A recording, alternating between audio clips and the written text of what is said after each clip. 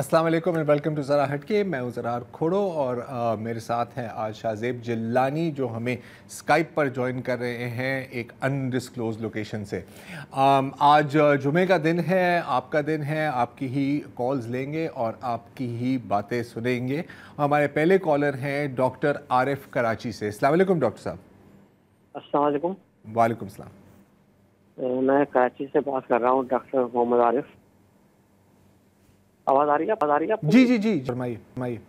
जी, असल में मुझे एक ये सनन अभी जामे तिरमिज़ी के हदीस है। हज़रत अनस कहते हैं कि कोई शख्स रसूलुल्लाह सल्लल्लाहु अलैहि वसल्लम यानी साहबा को रसूलुल्लाह सल्लल्लाहु अलैहि वसल्लम महबूब ना था। कहते हैं लेकिन वो लोग आपको देखकर अदबन खड़े ना हुए थे क्योंकि लोग जानते थे कि आप सल्लल्लाहु अलैहि वसल्लम से नापसंद करते हैं। ठीक है, एक हदीस ये हो गई। दूसरी जो है वो सनन अभी दाऊद की है। अबू मुजाज कहते हैं कि माविया इब्न ज़ुबैर और इब्न आमिर रज़ियल्लाहु अन्हु के पास आए तो इब्न आमिर खड़े हो गए, इब्न ज़ुबैर बैठे रहे। माविया ने इब्न आमिर से कहा बैठ जाओ क्योंकि मैंने रसूलुल्लाह सल्लल्लाहु अलैहि वसल्लम को फरमाते सुना है कि जो ये चाहे कि लोग उसके सामने बात अब खड़े हों वो अपना ठिकाना जहन्नम को बना ले। तीसरी ये है सनन अबी दाऊद की हदीस नंबर 5229 और तीसरी हदीस जो है वो सनन दाऊद की है 5230। अब वो उमामा कहते हैं कि रसूलुल्लाह सल्लल्लाहु अलैहि वसल्लम हमारे पास एक झड़ी का साहब लेते हुए तशरीफ लाए। हम सब खड़े हो गए।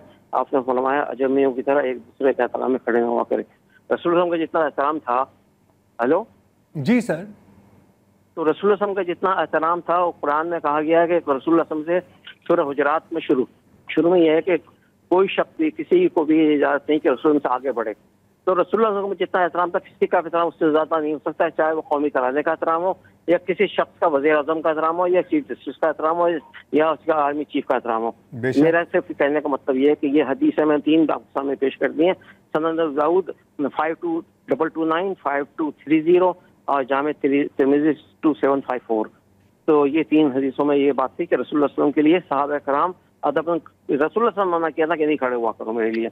हाँ अच्छा डॉक्टर साहब, सॉरी आपकी बात ने बड़े तहम्मुल से सुनी। आपका पॉइंट क्या है? अब आप फाइनल अपने पॉइंट पे आ जाएं। दूसरे लोग भी हैं, उनकी कॉल्स लेनी है। कोई शख्स किसी को बाय फोर्स किसी भी चीज के लिए, चाहे वो तराना हो या अपने आप वो बात कर रहे हैं, आप वो बात कर रहे हैं जो अफगान तालिबान आए हैं जो तराने के लिए खड़े नहीं हुए, आप उसकी बात कर रहे हैं? वो उनकी मंशा थी, मर्जी थी, जो भी था। आप उसको बाय फोर्स नहीं कर सकते क्योंकि अल्लाह के रसूल से आगे नहीं बढ़ सकते। अच्छा ठीक है, तो ठीक है, ओके, बहुत बहुत शुक्रिया आपका। यकीनन काबुल में इनको सुन के खुशी होगी। रहील अशर साहब है कराची से। अस्सलाम वालेकुम रहील भाई। वालेकुम सलाम जी, क्या हाल है आप लोगों के? बस सर खैरियत। बिल्कुल ठीक, आप बताएं राइट साहब। मैं जी अल्लाह करम। अच्छा, बात करूंगा ये जो काजी फैज ईसा साहब का एक पूरा जो मसला, बल्कि क्या जो हो रहा है, देखे इसमें 2-3 वजह। एक तो ये बात मैंने देखा था वीलॉग तलत हुसैन का, उन्होंने एक बात की कि जी ये जो है बेकरी वाला जो था बंदा, इसमें एक तो नाम भी गलत दिया, दूसरा ये मोनाल रेस्टोरेंट से फारिग हुआ है 1 महीने पहले, तो इसको यहाँ जॉब मिली है। कहता है इससे जब पूछा कि काजी फैज ईसा है तो उन्होंने उल्टा नाम काजी फैज ईसा को फाजी ईसा करके पूछा, तो करके जो आगे से जो बदतमीजी की। देखे फिर वो जब उसको पुलिस ने पकड़ा तो काजी फैज ईसा साहब ने उनको कहा जी मेरी तरफ से तो कोई FIR नहीं है, ना मैंने कंप्लेन की है, कोई और मसला हो तो आप इसको रखें, वरना मेरी कंप्लेन नहीं है तो आप इसको गिरफ्तार ना करें। तो पुलिस ने उनको रिहा कर दिया। अब उसको हीरो के तौर पे पेश किया जा रहा है कि जी लाइनें लग गई हैं डोनट्स खाने के लिए। वीडियो देखी उसमें पुलिस वाले आके जी बंद करा रहे हैं। वो तो पहले बंद हुआ था इस वाक़े से, उन्होंने डेंगी के वाले से जो SOP थे वो फॉलो नहीं किए हुए, 1 दिन के लिए बंद हुई, फिर वो बेकरी खुल गई, लोगों की लाइनें लगी हुई हैं। फिर वो काशिफ अब्बासी साहब के साथ दरताज बोल के जी आप डोनट हमें खिला देते हैं आज प्रोग्राम में तो बड़ा अच्छा रहता। उसने कहा जी मैं गया था पर इतना रश था, रश कितने 30-40 लोग। पर बात जो मैं करने जा रहा हूँ, देखें मैं आपको लेके जाऊंगा 86-87 में, जब कराची की नौजवान नस्ल को जिन साहब ने बिगाड़ा था इंग्लैंड में जो बैठे हुए हैं, उन्होंने कराची की जो व्हाइट कॉलर जॉब करने वाले नौजवान थे और पढ़ने वाले थे उनको बिल्कुल बर्बाद कर दिया। यही चीज़ हमारे इमरान खान साहब ने की 2011 से, उन्होंने नई नस्ल को बिल्कुल बर्बाद कर दिया। ये वो नस्ल है जो अपने पेरेंट्स का भी ख्याल नहीं करती, ना अपने घर वालों का करती है। अब इस तरह का ये शो कर रहे हैं। मेरा एक सवाल है उनसे कि जी अगर ये साकिब निसार होता या कोई और होता तो वो उनका क्या असर करता। आपने एक चीफ जस्टिस को लिए जो भी वर्ड इस्तेमाल किए, उन्होंने बड़ी तामुल मिजाजी से काम किया। उनका प्रोटोकॉल होता, वो 1 मिनट में शॉप भी बंद करवा सकते थे और इसकी FIR कटवा के इस बंदे को जेल में बंद भी करवा सकते थे। तो PTI वालों को मैं यही कि भाई थोड़े से होश के नाखून लें। कल को ऐसा ना हो कि अल्ताफ हुसैन साहब का आज क्या हाल हुआ है, वो हाल आपके लीडर का भी हो जाएगा। नौजवान नस्ल को तो तबाह करके बैठ गए आपके, उनको तहजीब और कुछ चीज वो खाने काबा मस्जिद नबी में नहीं बाज आए, वहाँ क्या हुआ, कानून हरकत में आया, वहाँ इंसान के बच्चे बन गए। यही बात थी मेरी, आज मैं आपके जवाब का इंतजार में हूँ। ठीक है, मतलब आजकल रहील आपको भी पता है। अच्छा, जहाँ तक आपने कहा कि उनका क्या अंजाम होगा, तो वैसे वो लीडर जहाँ तक मैंने सुना है तो शायद जेल में आजकल। आजकल जो सिलसिला है, जो रिवाज है, वो शायद ये नहीं है कि किसने किसके साथ क्या किया, वो है कि किसने किसके साथ क्या किया। इन द सेंस कि अगर मैं आपको नहीं पसंद करता और लोग आपको गालियाँ दे रहे हैं, चाहे उसके पीछे कोई भी वजूहत हो, तो वो आप मेरे लिए हीरो बन गए उन लोगों के लिए। तो यही है, बदकिस्मती की बात है, ऐसा होना नहीं चाहिए, लेकिन है तो ऐसा ही। दूसरी बात है कि अगर कोई बिगड़ने पे तुला हुआ है ना सर, तो वो खुद भी बिगड़ सकते हैं, किसी को बिगाड़ने की ज़रूरत तो है नहीं यहाँ पे। क्यों शाहज़ेब? हाँ, मतलब ये राहिल भाई ज़ाहिर है उनका जुम्मे को हमारे प्रोग्राम में होते हैं शामिल, और उनका ज़ाहिर है कि ये एक पॉइंट ऑफ व्यू है, काफ़ी क्रिटिकल है। हमारा जो पॉलिटिकल डिस्कोर्स का मेयार गिर गया है, जो जिस अंदाज की गुफ्तगू होती है, मेरा ख्याल है बस ठीक है, इनका पॉइंट ऑफ व्यू है, काफ़ी लोग उससे अग्री भी करते हैं। जो PTI के चाहने वाले हैं उनको गुस्सा भी आएगा, लेकिन चलें, मेरा ख्याल है और कॉल्स ले लेते हैं, सुनते हैं दूसरे और लोग क्या कह रहे हैं। अब्दुल लतीफ़ हैं कराची से। अस्सलाम वालेकुम जी। अस्सलाम वालेकुम जी वालेकुम सलाम। जी, मैं अब्दुल लतीफ़ बात कर रहा हूँ कराची से जी। सर, सबसे पहले तो आप लोगों को खराज तहसीन पेश करता हूँ कि फ़लस्तीन के मसले को आप लोगों ने आज अभी भी जिंदा रखा हुआ है। शुक्रिया। और हालांकि अगर वहाँ तो इसराइल अभी दोबारा वो लेबनान में कर रहा है बमबारी वगैरह। जी। तो दूसरे 2 इशू पे ज़रा बात करनी थी, अगर आपकी इजाज़त हो। जी सर, प्लीज़, बिस्मिल्लाह। सर, एक तो ये इशू है कि वो हमारे जो माशरे में जो इतनी वो फैली हुई है इंतहा पसंदी, जैसे अब उमरकोट का वाक़या हो गया, आपके चैनल पे भी आया सब कुछ, और इस तरह के मुख्तलिफ इस किस्म के वाक़यात होते रहते हैं। तो इनकी रोकथाम के लिए गवर्नमेंट मतलब ऐसी कोई लॉन्ग प्लानिंग क्या कर रही है, मतलब आइंदा के लिए? कोई प्लानिंग नहीं कर रही। और दूसरा ये इशू ये था कि आप लोगों को और सबको मुबारक हो कि भाई IMF ने जो मंजूरी दे दी है। जी। तो सर, ये ज़हन में एक सवाल आ रहा है कि IMF के इस मंजूरी के बाद जो है कुछ आवाम के हालात में कुछ बेहतरी होगी, मतलब को बिजली वगैरह की कीमतें, गैस के बिलों की कीमतें, या जो है कोई महंगाई में कमी, इस किस्म के आइंदा मतलब कोई तवक्को रखी जा सकती है? तो ये ज़रा आपकी राय दरकार थी। ठीक है। अच्छा, एक तो आपने बात की थी इंतहा पसंदी की। हुकूमत के पास ना कोई प्लान है, ना वो कोई प्लान बनाना चाह रहे हैं, तल्ख हकीकत यही है। दूसरी आपने जो बात की वो मुझे याद नहीं आ रही, आपने फिर IMF की बात की। दूसरी बात क्या थी शाहज़ेब, याद है आपको? हाँ, ये IMF की उन्होंने बात की कि अब अप्रूवल तो हो गया, लेकिन बिजली की कीमतें, महंगाई कम होगी या नहीं, तो इसके बारे में हम ये जानते हैं कि IMF का इसरार ये है कि गवर्नमेंट सब्सिडी ना दे, चाहे वो बिजली के मामलात हों, चाहे वो जैसे हम गंदम वगैरह होती है, क्योंकि वो ये कह रहे हैं कि जब आप सब्सिडी देते हैं तो खजाने पर बोझ पड़ता है। अब उन्हें कौन समझाए कि हमारे यहाँ आम लोगों को इस वक्त डेस्परेटली रिलीफ चाहिए। आपको पता है कि पंजाब हुकूमत ने कुछ अर्सा पहले ऐलान किया कि हम सब्सिडी देंगे, उस पर भी काफ़ी IMF के लोगों की नाराज़गी सामने आई, और उन्होंने, जहाँ तक रिपोर्टिंग हुई है इसकी, अब जो मैंने देखी है वो ये कि उन्होंने अब ये पाबंद किया है कि जो सूबाई हुकूमतें हैं वो इस किस्म के ऐलानात नहीं करेंगी। साथ ही उन्होंने कहा है कि जब आपको अब ये फिस्कल स्पेस मिल रहा है, आपके फॉरेन एक्सचेंज रिजर्व्स कुछ बेहतर होंगे, दोस्त ममालिक की तरफ से पैसे आएंगे, तो अब ज़रूरी है कि आप जो एनर्जी के रिफॉर्म्स हैं वो करें। यानी कि हमारे यहाँ जो सर्कुलर डेट का मामला है, हमारे यहाँ जो एनर्जी के शोबे में बहुत ज़्यादा गड़बड़े हैं, उनको एड्रेस करें। तो शॉर्ट आंसर आपके सवाल का ये है कि फौरी तौर पे हम नहीं एक्सपेक्ट कर रहे कि कोई रिलीफ होगा, और फौरी से मतलब चंद महीने नहीं, फौरी से मतलब है कि इसमें साल लगेंगे। तो फिलहाल जो हम दर्द बर्दाश्त कर रहे हैं, जो हमारी चीखें निकल रही हैं, अभी ये बहुत जल्द ये सूरत हाल बदलने वाली नहीं है, ये अफसोस से कहना पड़ेगा। जी हाँ, ये बात सही है। और कोई कॉलर है हमारे साथ? अच्छा, हनीफ साहब नासिर आ गए हैं। हनीफ नासिर साहब रहीम यार खान से। अस्सलाम वालेकुम जी। वालेकुम अस्सलाम सर, मेरी आवाज़ आ रही है आपको? जी बिल्कुल लाउड एंड क्लियर सर। अच्छा सर, आजकल कानून साजी खेल रहे हैं, तो इस पे मुझे एक है कि एक पॉइंट पे कानून साजी होनी चाहिए, जो मेरी तजवीज़ दे रहा हूँ। बताएं। जैसे ये नताशा केस है, जैसे नाज़म जोफियो केस था, जैसे उससे पहले वो शाहजैन जदोई वाला केस था, या एक वो मुलाजमा का केस था जो जज साहब के घर तशद्दुद हुआ था, जिसमें अल्लाह वास्ते सबको को माफ कर दिया जाता है। बिल्कुल। तो कानून साजी इसमें ये होनी चाहिए कि सजा से पहले कोई माफी ना हो, उनको सजा दी जाए, उसके बाद बेशक राजीनामा हो जाए, वो सजा ना भुगतें वो अलग बात है, लेकिन उनका रिकॉर्ड जो है वो क्रिमिनल होना चाहिए। सही है। कहीं भी अगर वो उन्होंने कोई पासपोर्ट बनवाना है, कोई वीजे के लिए अप्लाई करना है, या कहीं जॉब के लिए अप्लाई करना है जहाँ पे पुलिस रिपोर्ट रिक्वायर्ड होती है, तो वहाँ पे ये लिखा हुआ है कि यस दे आर क्रिमिनल, इन्होंने मर्डर किया है, इन्होंने तशद्दुद किया है, तो ये क्रिमिनल है। सही ये है, मेरी तजवीज़ बिल्कुल। है। नहीं, मैं ख्याल हनीफ साहब बिल्कुल इस मामले पर कई लोगों की सजेशंस आई हैं, उनमें से एक आपकी भी है, और बिल्कुल इस पर कोई ना कुछ नजर तो डालने की ज़रूरत है ना, क्योंकि आपको भी पता है कैसे काम चलता है और हमें भी पता है अच्छी तरह से काम कैसे चलता है। तो अब या तो फिर इन चीज़ों को कंट्रोल करें, या तो फिर मोबाइल वो जो ATM के जो मशीन होते हैं ना, वो स्वाइप करने वाले हर जगह वो दस्तयाब कर दें, जहाँ पे अभी आप कत्ल करें आप क्रेडिट कार्ड से स्वाइप कर दें, उसकी पेमेंट कर दें, और अल्लाह अल्लाह खैर सल्लाह। तो कुछ तो बिल्कुल इस पर यकीनन करना चाहिए जी।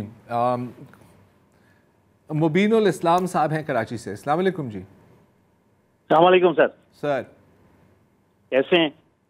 अल्हम्दुलिल्लाह सर, आप सुनाएं। बस सर एक वो कह रहा आपने एक सेहत के हवाले से प्रोग्राम किया है अभी जी, उसको कि जी ये चीज़ नहीं खा सकते, ये कि तो मुझे मुश्ताक यूसुफी साहब का एक वो तहरीर याद आ गई कि कुछ चीज़ें मौलवियों ने हराम कर दी थी और कुछ डॉक्टरों ने मना कर दी, और कुछ दरार खोड़ो साहब के प्रोग्रामों से क्या करें सर। आज इत्तेफाक से मैं तो कुछ दूसरे मसले पे बात करनी थी। मैंने कहा आज शाम को 5 बजे न्यूजीलैंड और श्रीलंका का मैच देख रहा था। अब जो मैं बात कर रहा हूँ इससे कोई सियासत और किसी कोर्ट के फैसले का ताल्लुक नहीं है। ये सूर्या ने बॉल कराई और कॉनवे जो है LBW की अपील की। सही है। कॉनवे को अंपायर ने आउट करार दे दिया। जब उसको थर्ड अंपायर के पास गई, उन्होंने कॉनवे ने जो है न्यूजीलैंड के बैट्समैन थे, उन्होंने थर्ड अंपायर से उसकी अपील की। उन्होंने अपील की देखते हुए ये कहा कि ये LBW नहीं है, ये कॉट हुआ है, बैट से लग के गेंद विकेट उसके फील्डर के हाथ में गई है। तो मैं ये सोचता रहा उसके बाद शायद ये न्यूजीलैंड की टीम का कोई मैनेजर आएगा कि जी हम LBW का था, इन्होंने ये इसको कॉट क्यों करार दे दिया। तो इसके ऊपर कोई बातचीत होगी, कोई उनका मीडिया मैनेजर बोलेगा, कोई पेरोल पे उनका होगा न्यूजीलैंड का, वो बोलेगा, लेकिन कुछ भी नहीं हुआ। बहरहाल ये एक लाइट मूड में मैंने बात की, इसका किसी सियासी फैसले से या किसी कोर्ट के फैसले से कोई ताल्लुक नहीं है। ठीक है, मैं बस इसलिए आपको बताया था आइंदा बात होगी। LBW हो या कॉट हो, है तो आउट ना यार। आउट है यार। वो प्लम बॉल हो, वो LBW हो, वो कॉट हो, अपने विकेटों को गिरा दे खुद ही, तो क्या फर्क पड़ता है यार। हमें तो मतलब क्या कहते हैं ना, हमें आम खाने से, हमें पेट भरने से नहीं है सर जी। मेरा एक चूँकि इस्लामाबाद में ये खासा मसला आ रहा है, हम एक्सप्रेस हाईवे पे जाते हैं तो टू व्हीलर्स जो हैं वो एक्सट्रीम राइट पे चलते हैं, फिर सफ़ेद लाइन के ऊपर चलते हैं, 2-2, 3-3 लोग बैठे होते हैं। फिर एक नई कौम जो है बाइकिया वाली, वो आपको पता है उसने अगली सवारी के लिए कुछ ज़रूरत से ज़्यादा वो तेज़ जा रहा होता है। रोज़ाना मैं देखता हूँ कि उसमें कुछ ना कुछ मसला आ रहा होता है। काइंडली ये पुलिस को कहें कि किसी तरीके से टीवी पे, रेडियो पे कम से कम लोगों को अवेयरनेस दें कि ये अलाउड नहीं है ट्रैफिक रूल्स के मुताबिक टू व्हीलर जो है ना एक्सट्रीम राइट पे जाने का। वो समझते हैं जिधर रास्ता है हमें राइट है, तो काइंडली इसको पुलिस जो है ना, ट्रैफिक पुलिस कम से कम लोगों को अवेयरनेस जरूर दे कि भी ये एक गलत चीज़ है। बहुत शुक्रिया जी, थैंक यू। ठीक है सोहेल साहब, मेरा ख्याल है कि बात बज़ाहिर बहुत छोटी सी है, हाँ, लेकिन देखें हमारी सड़कों पे सिर्फ इस्लामाबाद नहीं, कराची भी, कराची की आप मेन आर्टरी ले लें, शाहराह फैसल, आप देखेंगे कि अब ये मैं डिस्क्रिमिनेशन की बात नहीं कर रहा बिटवीन 2 व्हीलर्स एंड 4 व्हीलर्स, वो दो व्हील पे जाते हैं, चाहे बाइकिया वाले जो भी, वो भी भाई हैं हमारे। लेकिन मैंने भी ऑब्जर्व किया है कि सबसे ज्यादा लापरवाही, बेदरीग कानून तोड़ना और रिस्क लेना, अपनी जान का रिस्क लेना कि आप फास्टेस्ट लेन में आप चल रहे हैं तो पीछे से जो वो वीगो आ रही है वो 2-3 दफा तो हॉर्न देगी, फिर शायद ठोक भी देगी। तो अपने लिए ये बेहतर होता है कि अगर आप आहिस्ता जा रहे हैं तो आप स्लो लेन में जाएं, जो कि हमें नजर ही नहीं आता। हमारे यहाँ कहीं भी नजर नहीं आता कि लोगों को ये पता है कि लेफ्ट लेन जो है वो स्लो लेन है, ओवरटेक जो है वो राइट लेन से करना है। हम तो सारी लेन्स को बराबर देके चल रहे होते हैं। बिल्कुल बिल्कुल, हमने डेमोक्रेटिकली लेन्स को देखा है, सारे लेन बराबर हैं हमारे लिए। अच्छा पॉइंट है। एक वक्फा लेते हैं, फिर कॉल्स का सिलसिला जाएगा। वेलकम बैक जी आजाद साहब। अस्सलाम वालेकुम सर। वालेकुम सलाम सर, मैं कभी कभार आपका प्रोग्राम देखता हूँ, बहुत अच्छा प्रोग्राम आप करते हैं। बहुत शुक्रिया। तो मेरी गुजारिश आपके प्रोग्राम के जरिए है अपने वज़ीर आज़म मियां मोहम्मद शहबाज शरीफ साहब से कि वो महीने में एक मरतबा लाइव जो फोन है वो टीवी पे आके लें ताकि लोगों की मुश्किलात इन तक पहुंच सके। मैंने ये रिक्वेस्ट करनी है आपके प्रोग्राम के जरिए। ठीक है, ठीक, बहुत शुक्रिया सर। अस्सलाम वालेकुम। ठीक है, करनी चाहिए। वैसे लाइव में खाली कभी होता नहीं है, फिल्टरिंग तो होती है थोड़ी बहुत, लेकिन बहरहाल एक अच्छी बात होगी। काफ़ी इंटरेस्टिंग होगा कि लोग क्या क्या सवाल पूछते हैं, उनसे क्या क्या कमेंट्स देते हैं, लेकिन ठीक है। अगले कॉलर हैं मोहम्मद खालिद साहब कराची से। अस्सलाम वालेकुम खालिद साहब। कैसे, खैरियत से हैं? बस सर बिल्कुल खैरियत, आप सुनाएं। सर 2 छोटे से मासूमाना सवाल है मेरे, अगर उसके जवाब मिल जाए। एक तो ये कि कानून का पाकिस्तान में मतलब क्या है, ये मुझे बता दीजिएगा। और दूसरा ये बताइए, कानून क्या सिर्फ गरीबों के लिए, अमीरों के लिए नहीं है? आपका क्या ख्याल है? सर मेरा ख्याल ये, मेरे एक दोस्त आए थे अफगानिस्तान से, मैंने उनको मुबारकबाद दी। मैंने कहा भाई बहुत बहुत मुबारक हो, मिनिस्टर बन गए। तो उन्होंने कहा किस चीज़ का? मैंने कहा रेलवे के। तो हंसने लगे, कहने कि अफगानिस्तान में तो रेलवे है नहीं। तो मैंने उनसे पूछा क्यों? कह रहे हैं आप ये बताइए, आपके पास मिनिस्टर ऑफ लॉ होते हैं? मैंने कहा अदलिया होती है। कह रहे आपके पास वहाँ कानून होता है? तो फिर मुझे समझ में आया वाकई इन्होंने बहुत अच्छी बात बोली कि अफगानिस्तान में रेलवे नहीं और हमारे यहाँ कानून है, और कानून नाम की कोई चीज़ है नहीं। ठीक है, तो बस हाँ। और दूसरा सवाल ये है कि जितने भी मिनिस्टर, सेनेटर हैं, अब उनकी माशाल्लाह सैलरी देख लें कितनी है, कितना फ्यूल लेते हैं। वहाँ हमारी आवामी है ना जो उन्हें बिठाती है, वो जिस तरह भी बैठ जाए वो आके, उनकी सैलरी 3-3, 4-4 लाख, गरीब की सैलरी 5,000, 10,000, 25,000, 20,000 और बिल उसके उससे ज्यादा। तो सर जब ये लोग आपस में लड़ते हैं, जब सैलरी बढ़ाने की बात आती है तो सब एक हो जाते हैं, उस वक्त एक दूसरे को गालियां क्यों नहीं बकते? उस वक्त भी बके ना, फिर आवाम के लिए जीना सीखे ना। छोड़ दे अपनी महलें, छोड़ दे ये गाड़ी, छोड़ दे प्रोटोकॉल, आए ना गरीबों की तरह गुजारे लाइफ, फिर पता चले ना कि जिंदगी हकीकत है क्या और क्या हकीकत नहीं है। मेरा ख्याल है कि आपने अपने ही सवालात का जवाब दे दिया बहुत बड़ी खूबसूरती से। तो यही बात हुई। डॉक्टर इकबाल साहब वापस आ गए हैं जी। अस्सलाम वालेकुम डॉक्टर साहब। वालेकुम अस्सलाम रहमतुल्लाह। कैसे हैं आप दोनों? बिल्कुल खैरियत सर, आप सुनाएं। अच्छा सर, बात यह है कि हमारे वजीर आजम साहब जब भी मुल्की अवाम के हवाले से बात करते हैं तो ये कहते हैं कि महंगाई में कमी हो रही है, मईशत बहुत अच्छी हो रही है, इस तरह के जुमले उनके मुंह से झड़ते हैं। जान की अमान पाऊं तो उनसे एक सवाल करूं कि आटा कितना कम हुआ, चीनी कितनी कम हुई, ऑयल कितना कम हुआ, चावल कितने कम हुए, फ्रूट्स कितने, कोई एक दफा बताएं तो सही, कहाँ कमी हुई है? ये अवाम को गोरख धंधे में मत उलझाएं कि मईशत ये हो गई और इंडेक्स उतना चला गया और ये हो गया और वो हो गया। कभी तो अवाम की बात कर लें अपने मुंह से, अल्लाह का वास्ता है उनको। जान की अमान पाऊं तो पहले मैंने कह दिया आपको, कोई चीज एक तो बताएं, गोश्त कितना कम हो गया है, मुर्गी कितनी कम हो गई है, कुछ तो बताएं। ये सुन रहे होंगे, आपका प्रोग्राम तो जाता है कि कभी तो जहमत करें, एक बताएं कि हमने अवाम के लिए ये चीज कम कर दी। 2 महीने के लिए लाहौर पंजाब में बिजली के बिल कम किए थे, वो भी अल्हम्दुलिल्लाह उनका एरियर भी अगले महीने लग कर आ रहा है। इंतजार करें पंजाब के लोग। कराची में तो चलो नहीं हुआ, मगर वो भी अब लग कर आएगा, उनका भी सारा एरियर और उनके जो भी उनके जो चार्जेस होते हैं। तो मेरा आपसे सवाल यही था कि वजीर आजम से कभी तो पूछें कि किस चीज में महंगाई कम हुई है, कोई अल्लाह का वास्ता कभी तो बता दें, कुछ तो बताएं किस चीज में महंगाई कम हुई है। बहुत शुक्रिया जी डॉक्टर साहब। इसमें ना एक उस्तादी है जो आप मिस कर जाते हैं हमेशा। जब हुकूमत का ये आता है ना बयान, वो ये नहीं कहते कि महंगाई कम हुई है, वो कहते हैं कि महंगाई की शरह कम हुई है। अब इसमें एक फ़र्क है, इसका मतलब है कि जिस रफ्तार से चीज़ें महंगी हो रही थी उसमें कमी आई है। इसका ये मतलब नहीं है कि चीज़ें सस्ती हुई हैं। आप समझ रहे हैं मेरी बात? बड़ी मज़ेदार बात है। जी शाहज़ेब, आपको आवाज़ आ रही है कॉलर्स की? बिल्कुल, ये हम बारहा ये वजाहत कर चुके हैं, मेरा ख्याल है कि पिछले 3-4 हफ्ते से मुसलसल कर रहे हैं कि लोग शायद ये एक्सपेक्ट करते हैं कि अगर हम 34% से 9% पे आ गए हैं तो जैसे कि चीज़ें सस्ती हो रही हैं। जैसे आपने कहा कि ऐसा नहीं है, महंगाई है। कोई भी चीज़, किसी भी चीज़ की जो है ना कीमत में कमी नहीं हुई है और ना होने जा रही है। ये हम रेट ऑफ इंक्रीज में हम कमी की बात कर रहे हैं। दूसरा देखें, ये बात चाहे ये वाली गवर्नमेंट हो या पिछली गवर्नमेंट हो, जो कुर्सी पे बैठता है ना, उसकी कोशिश यही होती है कि वो दिन रात उम्मीद दिखाए लोगों को, और जो अगर छोटी मोटी कामयाबियां हो रही हैं माशी मैदान में उनको एग्जैजरेट करे। अच्छा, ये बात माननी पड़ेगी कि हम पिछले 1-1.5 साल पहले हम शायद मईशत हमारी डिफॉल्ट करने जा रही थी, उससे हम बचे हैं। IMF का प्रोग्राम आ रहा है, इन चीज़ों से इनकार नहीं है, लेकिन वो वही बात कि ये हमारा 24वां प्रोग्राम है हमारा IMF का।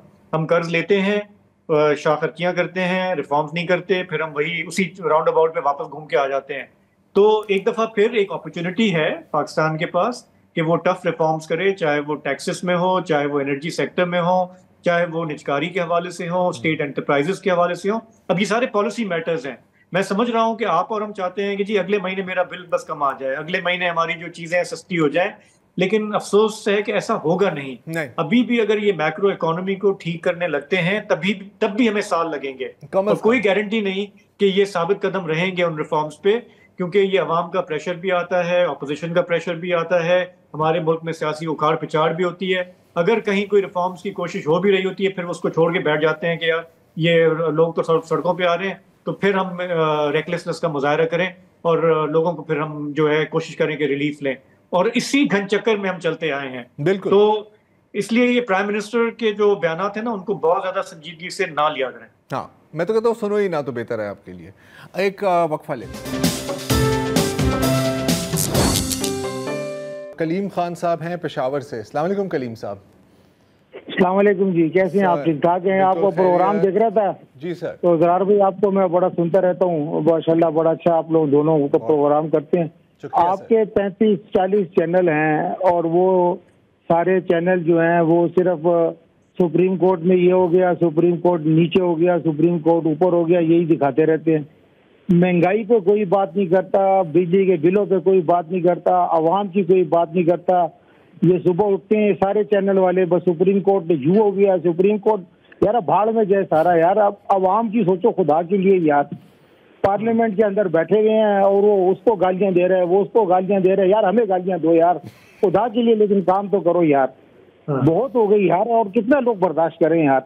जो बात 1.5 साल से 2-2.5 साल हो गए यही बकवास चल रही है और कोई ढंग का काम नहीं हो रहा। ज़रार भाई आप लोग हमारी बात तो ना पहुंचे, आप हमारी बात पहुंचाएं यार खुदा के लिए। असेंबली में बैठ के कुछ आवाम का तो सोचो। एक तो फिर वो फाइनेंस मिनिस्टर लेके आए हैं, वो पैराशूट से आगे उतर गया, उसको क्या पता है यार पाकिस्तान का। यार कुछ खुदा के लिए यार उनको कहो यार, छोड़ो यार ये हमें सुप्रीम कोर्ट से हमारी जान छुड़वा दो यार। ये खुदा के लिए कोई आप सारे 40-50 चैनल बैठ के महंगाई पे बात करें यार। बस बहुत हो गई यार, आवाम बस जवाब देगी है यार। ठीक बात है, सही बात है कलीम साहब, बिल्कुल। यानी हमारा यही होता है ना, हमारी शुरू होती है कि आज किसने किसको गाली दी, आज कोर्ट क्या हुआ, जैसे आपने अभी बयान किया है। लेकिन लोगों के, आवाम के जो मसले मसाइल हैं उस पर कम ही बात होती है। ये हमारी भी एक कांस्टेंट डिबेट चल रही होती है इस पे शाहजेब के यार। इसमें देखिए ना, कुछ लोगों के लिए ये जो पावर गेम्स है ना, ये सबसे ज्यादा इंपॉर्टेंट है कि इस्लामाबाद में क्या चल रहा है, चीफ का क्या हो रहा है, किसकी किससे। अच्छा, जिनकी दिलचस्पी है वो भले उसको करें, फॉलो करें, सुबह शाम वही देखें भले उनकी।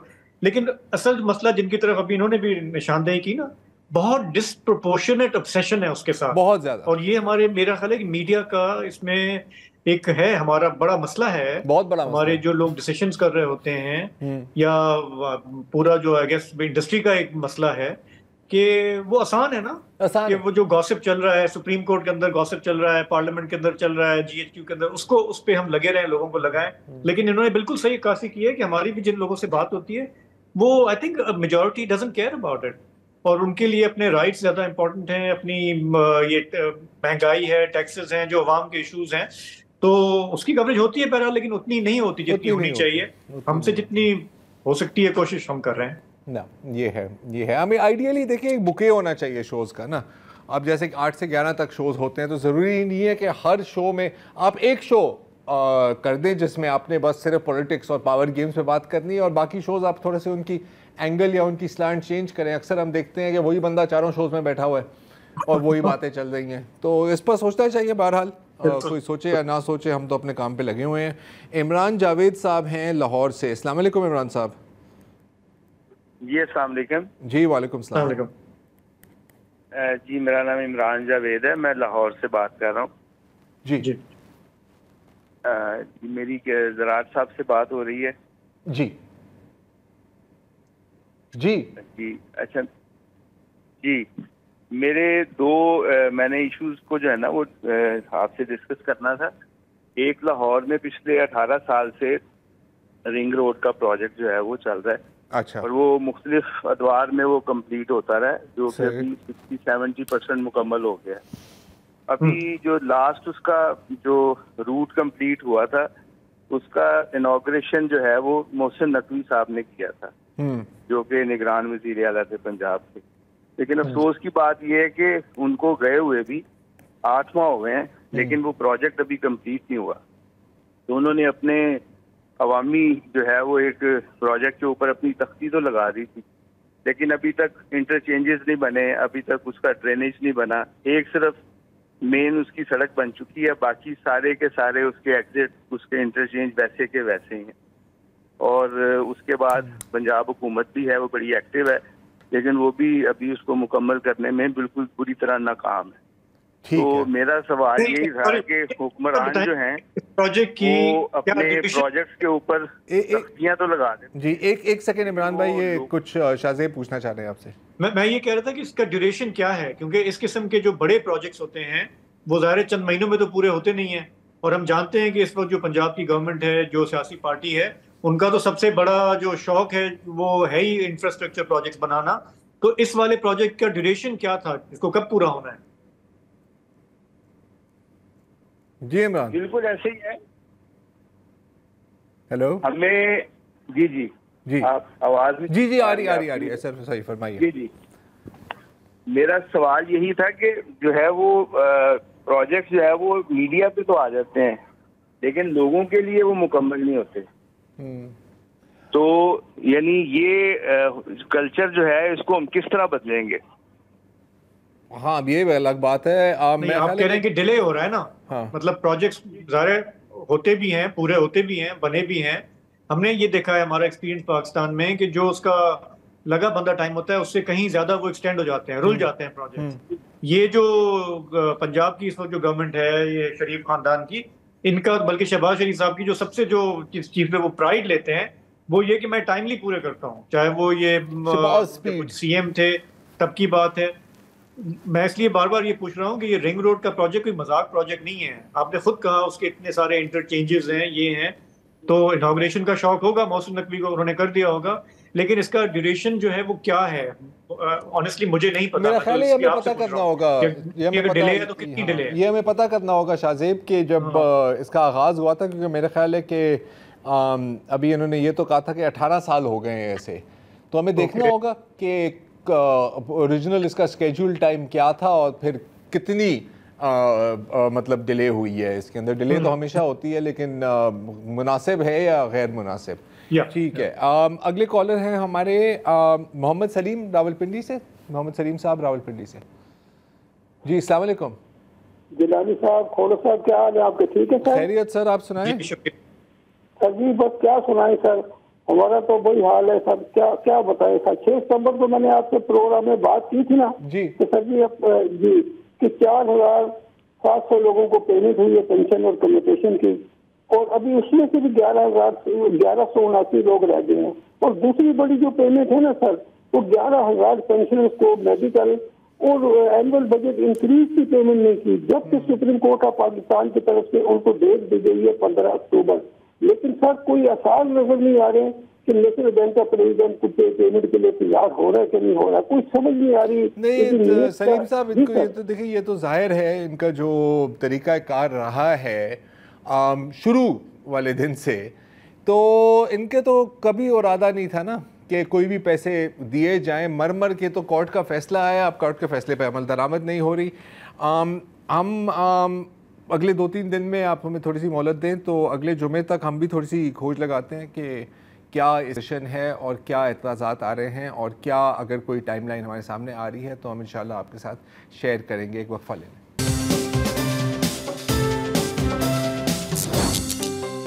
Welcome back. हमारे अगले कॉलर हैं नवाब जैदी साहब कराची से। अस्सलाम वालेकुम नवाब साहब।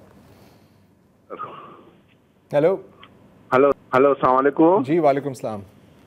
सर, एक जो भी हालिया इन्होंने अमेंडमेंट्स की हैं कि नॉन फाइलर के फाइलर करने के हवाले से, हाँ। उसमें उन्होंने जहां और इकदाम उठाए वहां पे सिम ब्लॉक की जा रही हैं कि जो नॉन फाइलर हैं। उस नॉन फाइलर में सर इस तरह से है कि कुछ बच्चों के नाम हैं, तालिब इल्म हैं, खवातीन हैं, कुछ बुजुर्ग हैं। जी जी जी, कुछ बच्चों के नाम है, तालिब इल्म मतलब वो हैं, कुछ मासियां, इवन ये कि छोटे छोटे लोग हैं। अब वो जाहिर सी बात है वो इतने वेल अवेयर नहीं है, ना उनकी तनख्वाहें या आमदनी इतनी होती है कि वो फाइलर हों, लिहाजा वो भी नॉन फाइलर के उसमें आ जाते हैं और उनकी भी सिमें। अब एक ये बहुत ही जरूरत हो गई है इस माशरे में आजकल। सॉरी मैं आपकी बात काट, आपकी बात बिल्कुल बजा है। इनफैक्ट अगर वसतुल्लाह खान इस वक्त होते हमारे साथ तो वो आपको बताते कि उनकी वालदा, क्योंकि ज़ाहिर है उनकी तो बहुत उम्र हो गई है, उनका भी सिम ब्लॉक कर दिया क्योंकि वो नॉन फाइलर है। तो इन प्रिंसिपल कभी कभी बात सही होती है, लेकिन फिर इम्प्लीमेंटेशन में कुछ मसले मसाइल आ जाते हैं, जैसे जिनकी आप अभी शनाख्त कर रहे हैं, निशानदेही कर रहे हैं। तो बिल्कुल यकीनन हमारी भी कोशिश रहेगी कि ये बात अथॉरिटीज़ तक पहुँचे कि इसके अंदर फिर कुछ टर्म्स एंड कंडीशंस भी होने चाहिए। अगर कोई कम उम्र है या कोई बहुत ही मतलब गरीब है या वो टैक्स फाइल नहीं कर सकते इन वजूहात की वजह से, या कोई 80 से 90 साल की उम्र है, तो फिर इसमें कुछ रियायत करनी चाहिए। आपकी बात यहाँ तक बिल्कुल आपकी बात दुरुस्त है। शबीर हुसैन साहब हैं हमारे साथ इस्लामाबाद से। अस्सलाम वालेकुम जी। हेलो जी, अस्सलाम वालेकुम जनाब। जी सर, शबीर हुसैन बात कर रहा हूँ जनाब इस्लामाबाद से। जी सर। अच्छा, मैंने ये पूछना था कि देखिए पाकिस्तान हमारा मतलब खासी इधर गुर्बत है, मतलब throughout the country. Sindh में भी चले जाओ, रूरल एरियाज में टुवर्ड्स जैकाबाद की तरफ जाएं, शिकारपुर की तरफ जाएं, पंजाब में, साउथ पंजाब में, इधर हर जगह बहुत गुर्बत है। अच्छा, लोगों के पास वसाइल नहीं है। तो ये जो हमारे बांग्लादेश का मॉडल है डॉक्टर यूनुस चौधरी साहब वाला ग्रामीण बैंक का, इसको क्यों नहीं पाकिस्तान के लोग अडॉप्ट कर लेते, बजाय इसके कि चले वो भी बेनजीर इनकम सपोर्ट प्रोग्राम भी चल रहा है, हर चीज है, लेकिन ऐसा ऐसा ग्रेजुअली इन लोगों को अपने पाँव पे खड़ा करें ताकि लोग जो है ना अपने अर्निंग खुद कर सके। तो दूसरा ये था कि हमारे एक बड़े मशहूर माहिर इक़्तिसादियात होते थे डॉक्टर महबूब हक साहब जी, उनका एक मॉडल था ह्यूमन डेवलपमेंट इंडेक्स HDI जी। उस पे इनफैक्ट के ये हमारे हिंदुस्तान के एक साहब को नोबेल प्राइज भी मिला था।